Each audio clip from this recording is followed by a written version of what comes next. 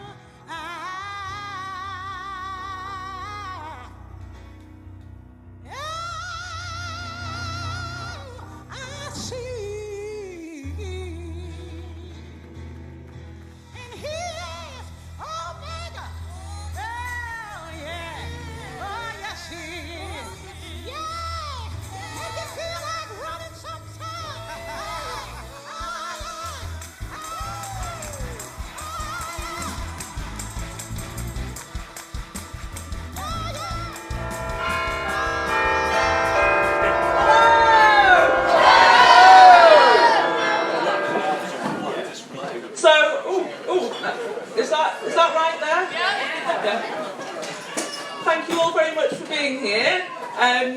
We hope you've had a really good dinner. You guys have made an amazing feast. Thank you all for your contributions. It's a bit intimidating watching you all, but I'm just going to go for it. Thanks, guys. This is the first in the run of what we've called speed speeches, so we're keeping it short and sweet. But I guess I just wanted to say how much I've enjoyed today and how meaningful and incredible it is to see all of you here. And thank you all so much for being here.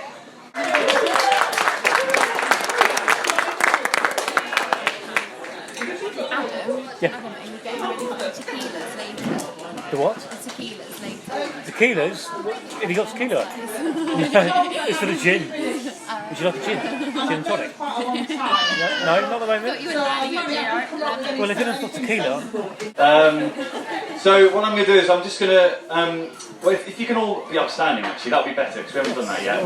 I really want to just everyone to raise a toast to Kathleen because she is, as we all know, incredible, thoughtful, kind, generous. She always thinks of everybody else before herself, which I tell her not to do that, but she still does. So can we all please raise a toast to Kathleen, the most beautiful woman in the world.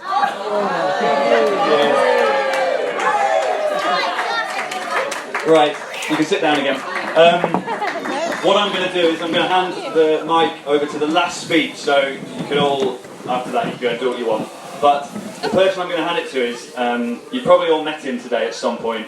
He's probably started talking to you fairly randomly. He's a very important person in mine and Kat's life. He was kind of there when we first met. He's the reason we met, actually, about 12 years ago. Without him, mine and Kat's paths would never have crossed. So we owe a huge debt of gratitude to him.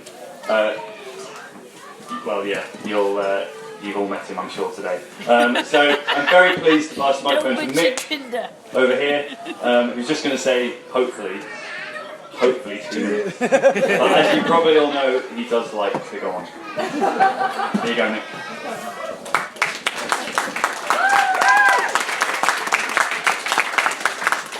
Thank you very much. 2 minutes running now, and I did have a joke and a very funny story to tell you at the end, but now I'm getting emotional, so I've put that to the side. I'll do the sentimental bit at the beginning and then hopefully get through that. I think this is the closest speech I'm going to get to giving a father of the bride speech. This means a great deal to me. You always remember when you meet important people in your lives. Actually, Rob, I don't really remember the first time I met you. But I can never forget the first interaction I had with Kathleen.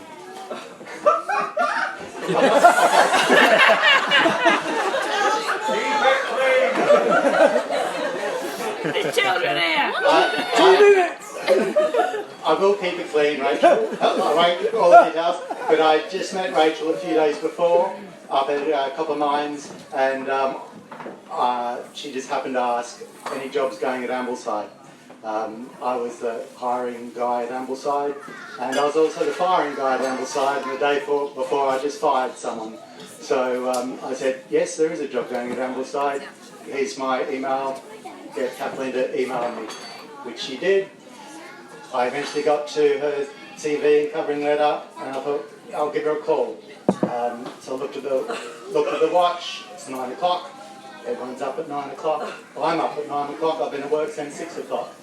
I don't have a university education, so I didn't quite twig that 9 o'clock on a Sunday morning to a Glasgow number was probably going to ring for a while until it was answered.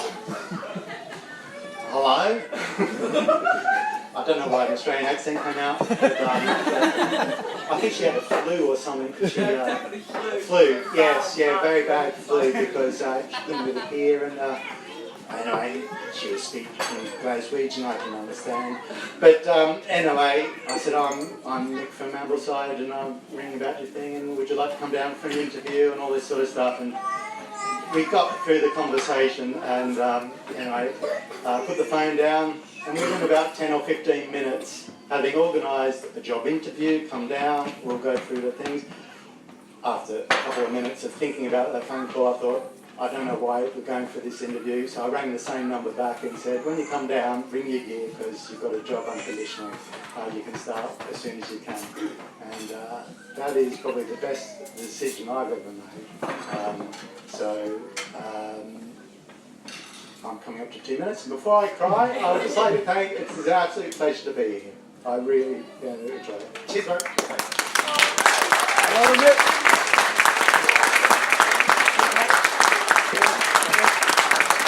Okay, thanks, Mick. So the most important thing is now, apparently Kat says we're allowed to have cake. But I think we maybe need to prioritise little people first. before the big people pile in. The little people have been very patient. Okay. So what about the big people? Are they not been The big people haven't been that patient.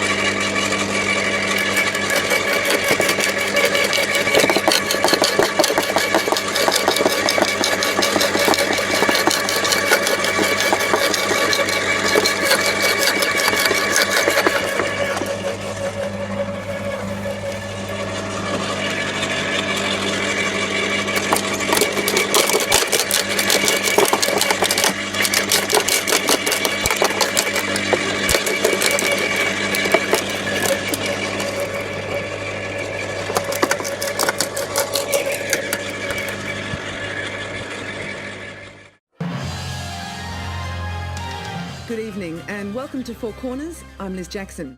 When Liz Jackson started as a reporter on the Four Corners program, she found a note pinned on a corkboard which read, "No one ever died from being asked a question."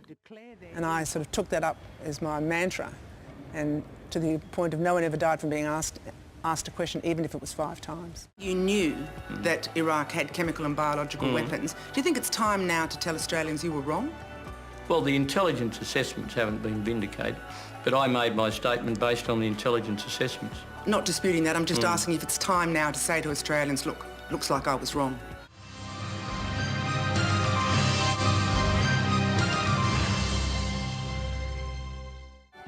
I've loved it, and the people I've been working with have been just fantastic. In 2014, I was diagnosed with Parkinson's disease. Brexitcast from BBC 5 Live and BBC News. Brexit means Brexit. Breaking up is hard. The people voted and they have to get on with it. A process which I can only describe as a dog's Brexit. Brexit means Brexit, but what does Brexit mean? Hello, it's Adam Fleming in Brussels, and all that hubbub you can hear is a multitude of EU journalists in the Justus Lipsius building, packing up their laptops after another uneventful EU summit, which has also been covered by... Don't be so I was being mean. sarcastic, as tiredness well, makes because me normally want to they're just so eye-wateringly boring, but actually this one was quite in bit of drum, bit of Italian theatre and opera.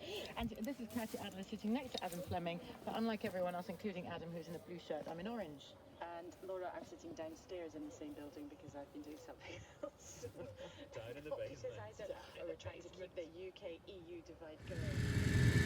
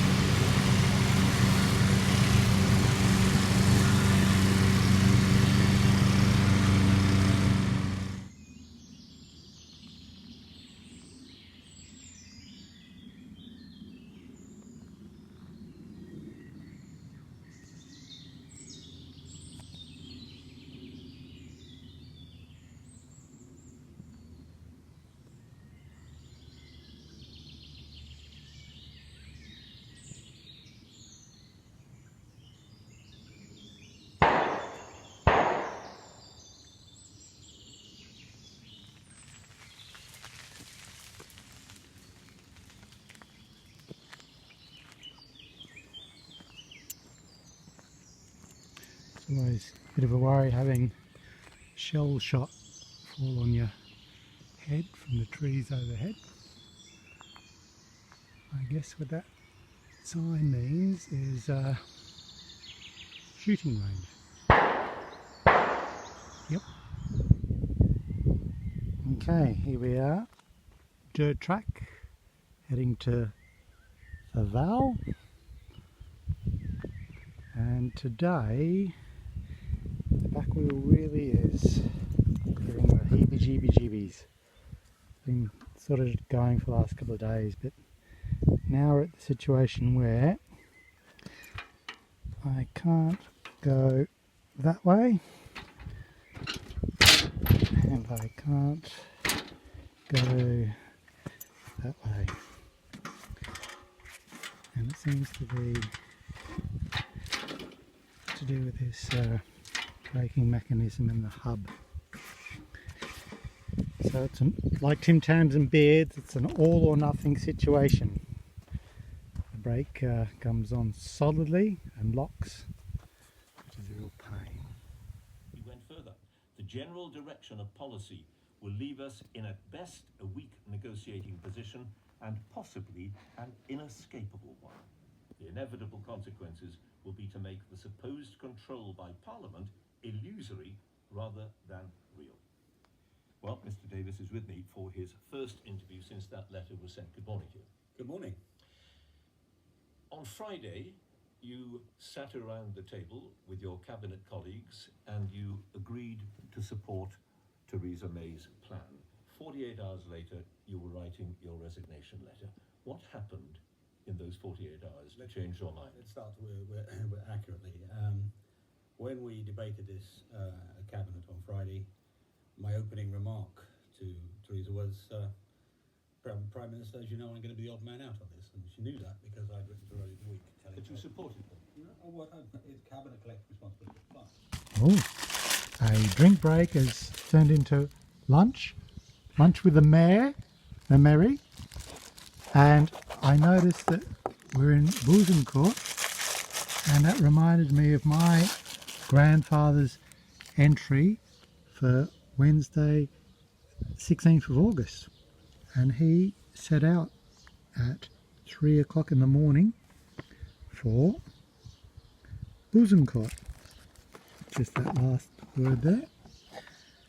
And this is also where all the books have come out, all the history books, but Lieutenant Lipton of the Royal Field Artillery died 16th July 1916, aged 24.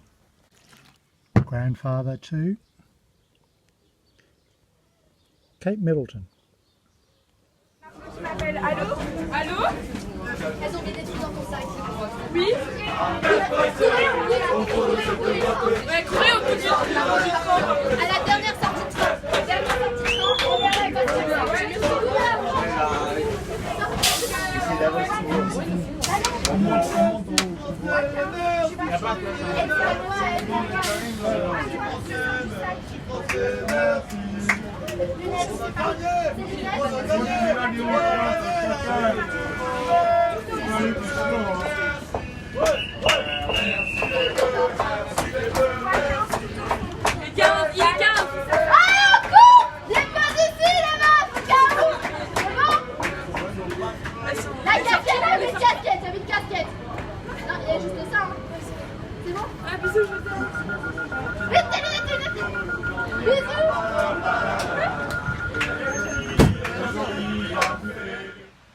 The 5 federal by-elections that were supposed to kill Bill have only made him stronger. Welcome to Insiders.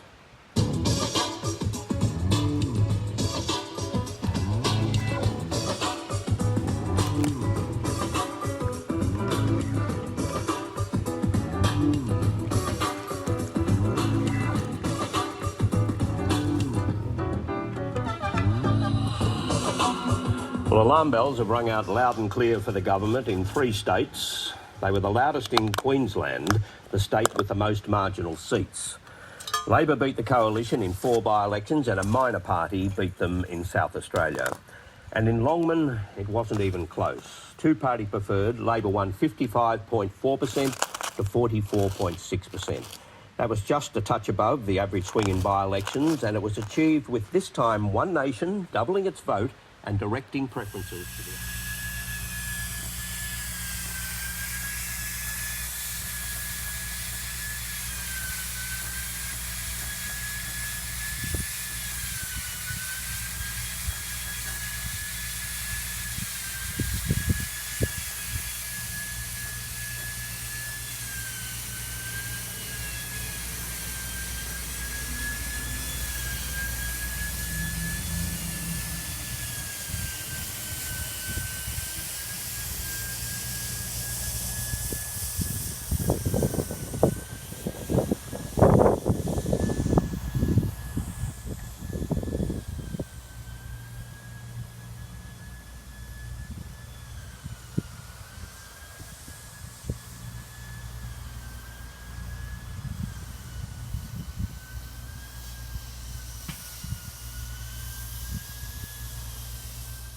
Lord Carrington, I think there is nobody else alive who can say that they were called in by Winston Churchill and offered a position in the government. Well, as a matter of fact, I was shooting here. I was shooting partridges, and a man came up on a bicycle, and he said to me, "The Prime Minister wishes to speak to you on the telephone."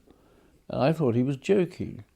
But I reflected and thought, well, it would be awful if he wasn't joking, and I didn't pay any attention. So I went back to the house here and rang up number 10, and Churchill came on the telephone, and he said in that inimitable voice, he said, "You've been shooting partridges?" And I said, "Yes." He said, "Would you like to join my shoot?"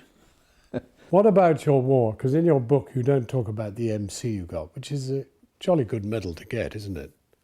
Well, you held a bridge. We held it. We captured it. You captured it. Yeah, that was. And were you in charge? Well, I was fairly junior officer. I remember being told that I was to go over with some tanks and capture this bridge where the Germans were, thinking that it was a rather stupid idea. However, you do what you're told. And we finally got over it without it being blown up. Okay, Mrs. Thatcher. We used to have the most terrible rows, but the thing about her was she didn't mind. She rather enjoyed a row. What did you have rows about? Well, we had rows about Rhodesia, we had rows about the Falklands, we had rows about every kind of thing. Did you resign over the Falklands to save her? No, I resigned over the Falklands because I thought that if we were going to go to war, the last thing you wanted was to have the whole of the British press and everybody else trying to decide who was to blame. And if you're going to have a war in which, however small the war is, you better go united and stop worrying about who was responsible. So somebody had better resign and get on with it. After all, I was Foreign Secretary, and there we were. Deeper into crisis, the Turnbull government, a number of resignations of ministers. We know that Matthias Cormann has withdrawn his support, so has Michaelia Cash and Mitch Fifield from the Prime Minister. The Prime Minister appears to have lost the numbers to remain Prime Minister. We still don't know where the party room meeting will happen to determine who will be the Prime Minister of Australia and the Liberal Party leader. We're coming to you live for a 1-hour special of the party room. Patricia Carvell is with you, also Fran Kelly, my co-host, trying to give you the lowdown, I suppose, of what's happening in Canberra. This is incredibly significant stuff. Scott Morrison is also now set to run for the Liberal leadership. So this is at least, we have two candidates. We have Scott Morrison, we have Peter Dutton, who still, can I say, based on my latest communications, still has the numbers of the party room. And we don't know what Malcolm Turnbull will do. He has not resigned. He has not called yet a meeting or a press conference to resign. This is extraordinary stuff, Fran Kelly. Became clear something was not quite right with me. I fell over and had great difficulty getting up again. My mother realized something was wrong and took me to the doctor. I spent weeks in Bart's hospital and had many tests. They never actually told me what was wrong, but I guessed enough to know it was pretty bad. In fact, the doctor who diagnosed me washed his hands of me, and I never saw him again. He felt that there was nothing that could be done. At first I became depressed. I seemed to be getting worse pretty rapidly. There didn't seem any point working on my PhD, because I didn't know if I would live long enough to finish it. I had come to Cambridge to do cosmology, and cosmology I was determined to do. Then the condition developed more slowly, and I began to make progress in my work. After my expectations had been reduced to zero, every new day became a bonus, and I began to appreciate everything I did have. And there was also a young woman called Jane, whom I had met at a party. Getting engaged lifted my spirits, and I realized, while there's life, there is hope. There are many ambitious experiments planned for the future. We will map the positions of billions of galaxies, and we will better understand our place in the universe. But we must also continue to go into space for the future of humanity. It has been a glorious time to be alive, doing research in theoretical physics. The fact that we humans, who are ourselves mere collections of fundamental particles of nature, have been able to come this close to an understanding of the laws governing us and our universe is a great triumph, and I'm happy if I have made a small contribution. I want to share my excitement and enthusiasm about this quest. So remember to look up at the stars and not down at your feet. Try to make sense of what you see, and wonder about what makes the universe exist. Be curious. And however difficult life may seem, there is always something you can do, and succeed at. It matters that you don't just give up. While there's life, there is hope.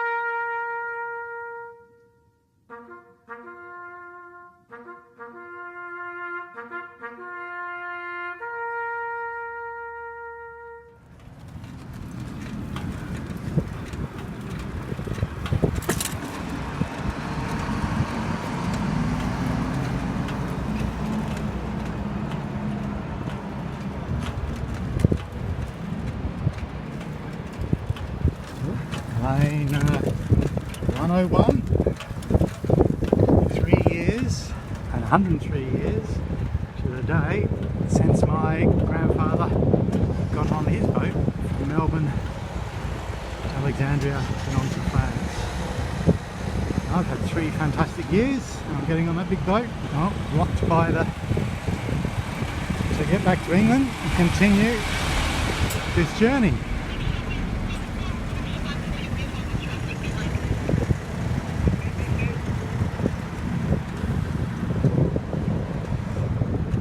Oh, thank you. Au revoir. Oh, gotta pedal uphill a bit.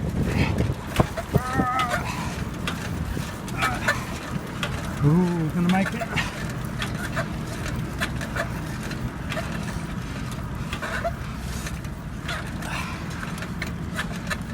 Oh, starting to zigzag.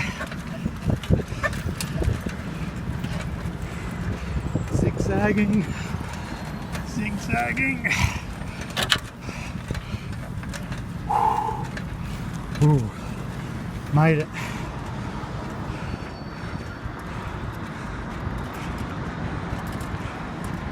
Au revoir, France. Merci buckets.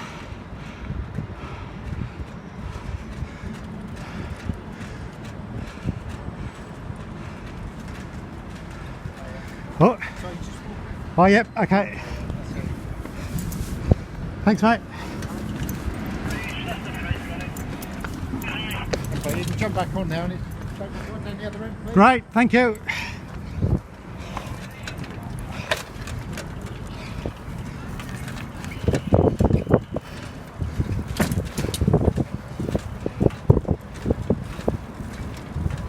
Ooh, got the whole place to myself. Hey, hey. Welcome to Britain, Stanley. Wonder how many kilometres you'll be doing here.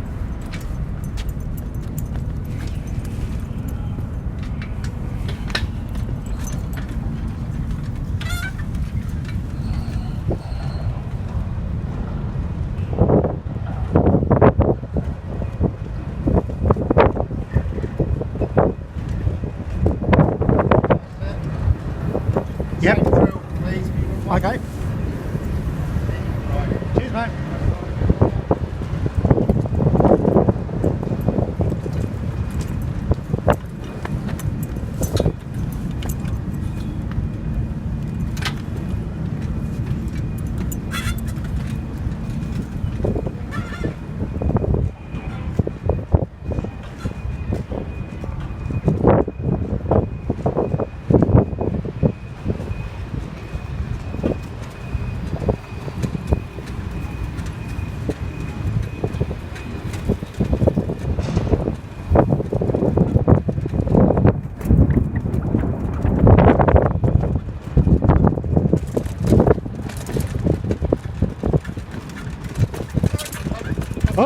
Do you know where you're going? Oh yes, yep. The red line. Yep, thank you. Cheers, mate.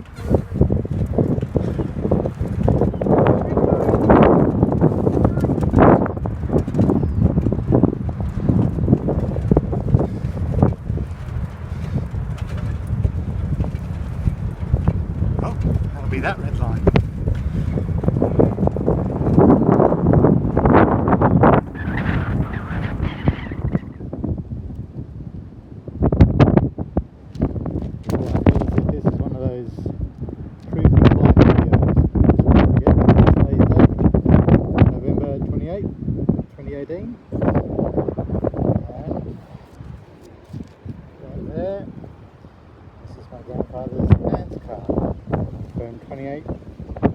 November 1918, Heytesbury, and I think the only house in the area that could have been, the ball could have been held in is Heytesbury House. There it is there. It's now individual apartments. 100 years ago tonight, my grandfather would have celebrated the armistice of the war.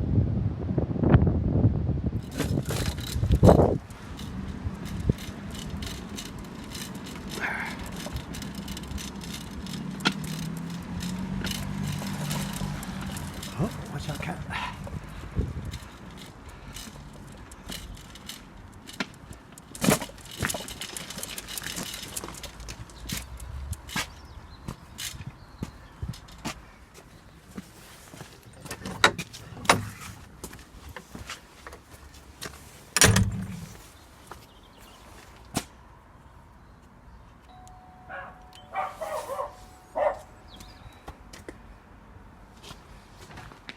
Oh, someone's home.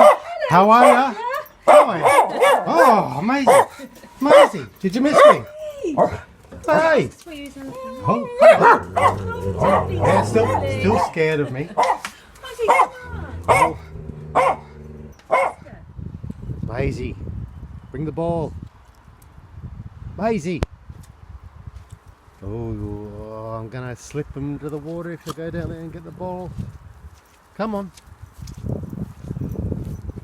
Good boy. Come on. Good girl, actually. The fact that I've got to think of these things. Come on. Drop the ball, mate. Come on. Hey.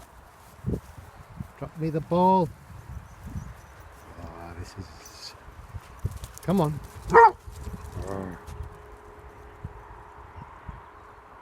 Oh, now there's another dog involved.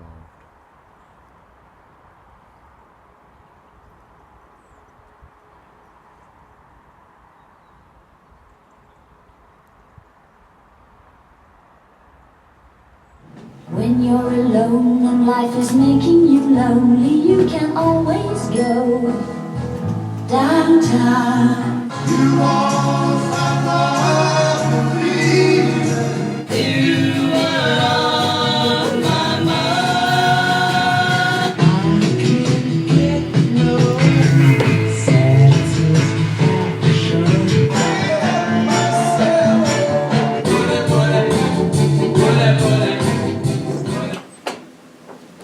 Okay, Bobby, I've got some bad news for you because your guest today knows what #1 song in Australia was the week he was born in May 1965, and that was I Can't Get No Satisfaction by the Rolling Stones. So I'm locking in 1965. Bit of a know-it-all, really, aren't you, Mick? Oh! In 1,000 feet, your destination will be on the right. In this cottage.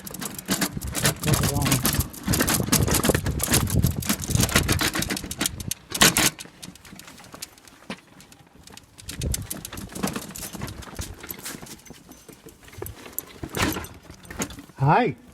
Am I at the right place? Hello. More people. All right. How are you? Come on Oh, in. hello. That's it. Living. This is our Oh, it's a bit scary. Mylan, my son-in-law. Hi. Rob. Hi. This is Hi. Nick, I've heard a lot about you. Oh, okay. I'm filming it for prosperity. I've gone to the cottage. How are you? Good to meet you. How are you? Good to see you. Oh, good to see you. Go on through. I will. There's a strange man here, Dad. He's your husband. Nothing bloody stranger than that. How are you, mate? I've been to every cottage in the hall. All right, splendid. How are you? Splendid. You're all right. Good. And then try to go this way. On your head. Oh, you could be taller than the Yeti. Taller than the Yeti is the Yeti. Look. Right, we need We need a measurer. I got this. I got the measure. Gonna get an official measurement. Oh, okay. Tissues. It's for the crying that Nick will be doing when I'm taller than him. Do we know what it is? Oh. Did you read what it was? Yeah, we're going for a speaker. You may leave the measuring area. The Yeti. The Yeti? Yeti. Okay. And then up to the... That's What's that. that then? 172. I think I knew actually it was 172. I wouldn't take it as an exact... No. Oh, they mean did you read it? This one. These are quite a short bridge on it. Let's go forwards now. It is. That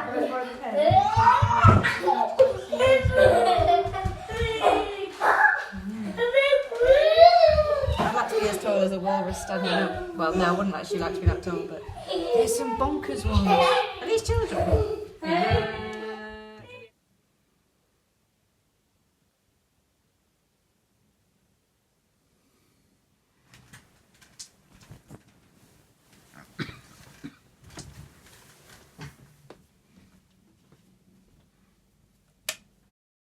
We've got one more treat for you tonight on an evening about the women of soul. I think it is entirely appropriate for us to end with the queen of soul. Please welcome back to the stage Ms. Aretha Franklin.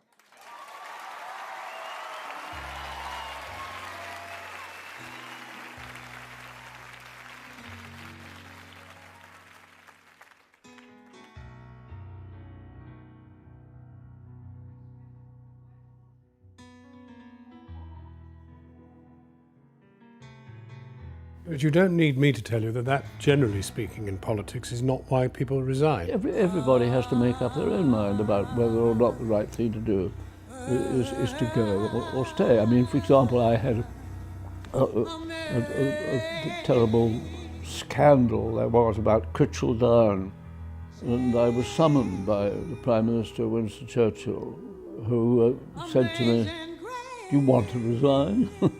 And I said, "Well, no, I don't want to resign, but I think I ought to." "I think you better not," he said. So that was that. Supposing Mrs. Thatcher had called you in and said, "Do you want to resign?" You didn't want to resign. Yes, but Mrs. Thatcher wasn't Winston Churchill.